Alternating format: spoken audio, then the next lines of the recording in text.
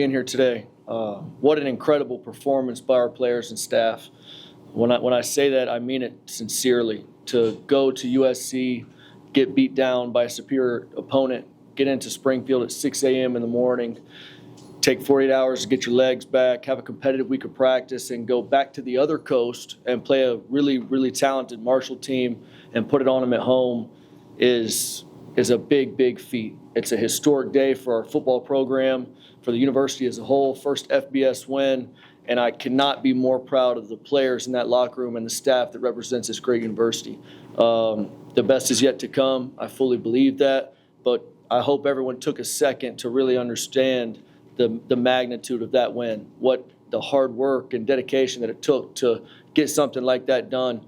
I was just talking to somebody else a little bit ago, not going to reveal the name, but 20 years ago, even 10 years ago, 8 years ago, no one would have ever thought that was possible. But it is possible right here at Missouri State. We're excited about bringing in another big game with SMU. Really, really talented program, great coaching staff. Should be a good one for our home crowd to come out and support the Bears. Questions? Ryan, what role did composure play from coaching staff all the way through the play? Did you feel like composure was solid at the end? Absolutely. Composure is a great way to put it, and we talked about it on Friday night. Unwavering belief. No matter what happens throughout the game, understanding that we know who we are, we know what we can do, and there was never any doubt. That's one of the most refreshing things about even walking into the locker room. You had guys talking about the right things. It wasn't even coach-led. It was player-led in regards to, staying in the fight. We got the game where we want it. And again, you're going to sit there and go, it was 17-7. You didn't have control. We felt like we did, and we had done some things that, set us back a little bit, but we knew if we did the things needing to, coming out of half, getting a big 3 and out, and then letting our offense go do what they do, that we'd have a chance to win. And there was never a doubt in that locker room, and it was a great thing to see. How do you move on now? How do you get 48 hours, 24 hours, and move forward? Yeah, you have to, and that's one of the things about, we've talked about it at length, understanding consistent success. You can't take the shots that people take in the media after a loss personally. You can't take the pats on the back personally. You've got to stay even keel. You've got to understand what led to our success, and that's our hard work and our preparation. Our processes, I would put them up against anybody in the country. I think we do a good job of preparing our players to be ready mentally, physically, and all those good types of things, and we sure better be ready for SMU. Coach, talk about the in-game adjustments. It seemed like early, especially in the first quarter, Javay Gilmore, the Mississippi State transfer for them, he was getting into the backfield at will. You were struggling in that area. Then all of a sudden, it felt like somebody just turned the water off. Yeah. What was the adjustment process like early to change blocking and give Jacob some more time to do what he does so well? Yeah, Corey. It was an interesting flow of the game. First quarter, you're sitting there going, we might blow this thing out. And then second quarter gets a little loose. And we talked about it last Monday about how crucial those second half adjustments would be because we didn't know a ton about Marshall. They had a game of tape, but it was against the University of Georgia. There's NFL teams that, might struggle with the University of Georgia. So we knew what we needed to do as a staff. And again, you mentioned composure earlier. Our staff came in at half, identified our issue plays, fixed it. We're able to come out and execute at a high level. Defense came out, held them to a field goal in our zone, which was an incredible job by our defense and our defensive staff. And then, again, when you have a quarterback like Jacob, he understands how to get the protection fit where we needed it to fit and then make the big throws. And we got great guys that can make plays with the ball in their hand. Coach, you talked about the ebbs and flows of the game, and I think the huge post-game was just resiliency. I think you saw that throughout this one. You kind of mentioned it there. You're way up. They kind of come back. What was it sort of like on the sideline? And is it sort of that everlasting belief that this team is going to get through those ups and downs, whatever it takes? Yeah, it was the best sideline feel we've had in a long time. Again, it was on game day, you can't go with the ebbs and flows. You have to understand that you're not a fan. You have a job to do as a player. And that's, in my opinion, to stay high positive on game day. Practice is a little different if you've seen us coach at practice. But on game day, you have to continue to exude confidence to your players. As a player that's a leader of the team, you have to breathe life into a player that might not be playing as well. And we talk about those things. Again, everyone talks about you look like a confident football team. Well, how do you get there? What is the mental preparation? What is the positive self-talk? What are those types of mental gymnastics you have to go through to build an unbreakable man? And I think we're pretty close. We're not there yet. And as you could tell through the game, we were not close to perfect. When you go back and watch the film, we had some inopportune flags. Got to clean that up. But again, the guys fought their ass off. And if you continue to do that, you're going to win some football games. I mean, we talked about it 1 week ago. Ramon Green, big at USC, and then kind of found the way to one-up himself on Saturday. Just talk about his performance and how amazing it was to see him out on the field. Say it one more time. Ramon Green, Oh. performance on Saturday. He's great with the ball in his hands. And we knew that even recruiting him out of high school. He's a phenomenal player. He's got great vision. And the one thing that you can't see physically is his brain, his mental side of the football game. He knows all the checks. He knows the plays. He knows how to protect. Because, again, one thing that we ask our backs to do, we don't always go 5 out. We ask them to stay and protect. And then that obviously opens up those screen situations because all of a sudden you've been protecting. You slip the screen, and there he goes for a huge run.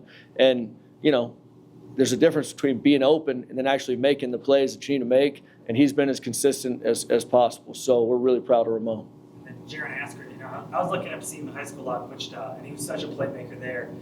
When he gets here, he's tight end now, and he just seems to be kind of in that same thing you're talking about, prepared for that moment. He scores the game winner. Can you take me through sort of what you were talking about maybe with him, just sort of staying prepared in that moment? Yeah, I mean, Jaron, another high school player, recruit, retain, develop. I think that's one thing we do a phenomenal job of in this program is develop our student athletes. And he's a guy that came in, he was a little undersized, needed to get some size and strength. He bulked up in the offseason. He learned behind Gary Clinton, who's a phenomenal teacher, human being, all the above. And he stepped into his own. We knew coming into camp that he was pretty primed to have a big year, but you just don't know until the Saturdays come to where he can have some actual game experience. And he's come a long way fast, and he has a very, very bright future. Ryan, as you looked ahead to this week, as a coach, would you rather play a team that's coming off a win or play a team that's maybe angry coming off a loss? Man, what a tough question that is. I mean, to me, it's a pretty easy answer. I would have loved for him had a 3, 4, 5 score win versus Baylor. I think that would have probably sat with their coaching staff and players a little better.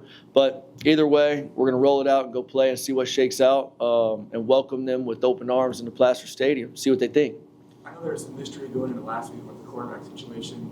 No mystery this week. One of the better quarterbacks in the country, Kevin Jennings, here in Plaster Stadium. Just talking about facing an opponent like that. Yeah. What a tremendous player he is. He got all the arm talent in the world. He can move. He can run. He can see the field well. And not to mention the expensive athletes he has around him.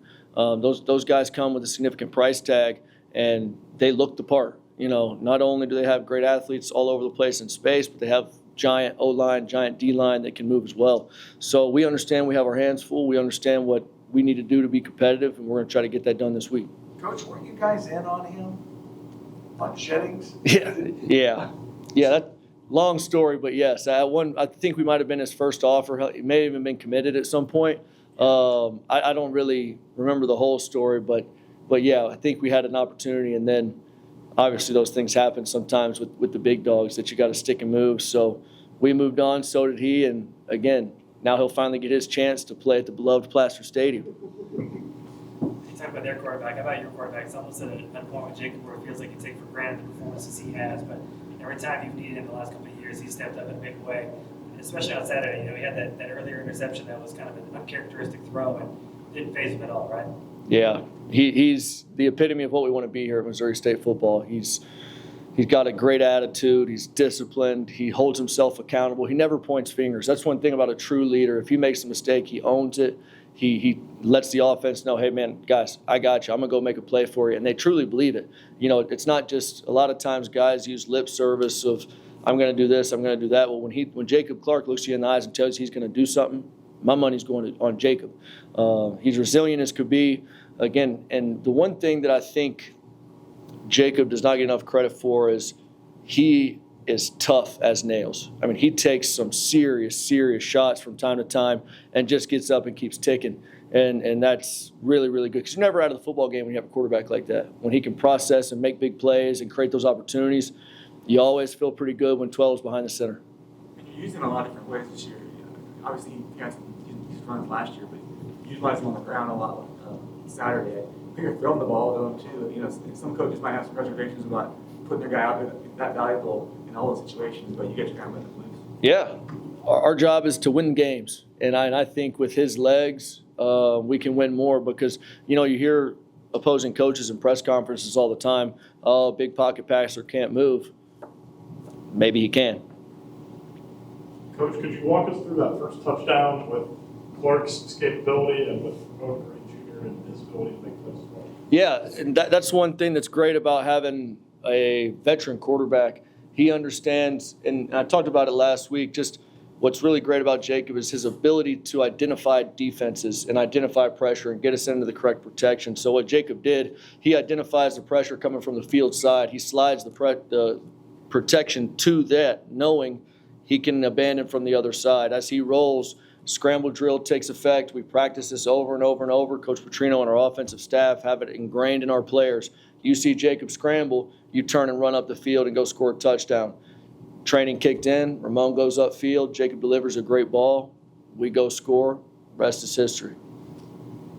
Coach, this is Art Eads' final broadcast Saturday. From your perspective, what has he meant to the program? Man, Art's such a great guy, good human being, good person, loved around the whole region. The one thing about Art is he'll tell you how it is. You know, I respect his honesty. I respect the way he handles himself as a professional. And we talk about resiliency from our football team. Art's been through a lot. Art could have easily said, nah, I'm good. I'm not going to do what I love. I'm just going to go, go away in my house. And he has not done that. He's out and about. He still supports the Bears every single chance he gets. He does what he loves. And he understands that life is meant to be lived. It's not meant to be hiding away somewhere and just fade into the abyss when you're cared about as much as he is.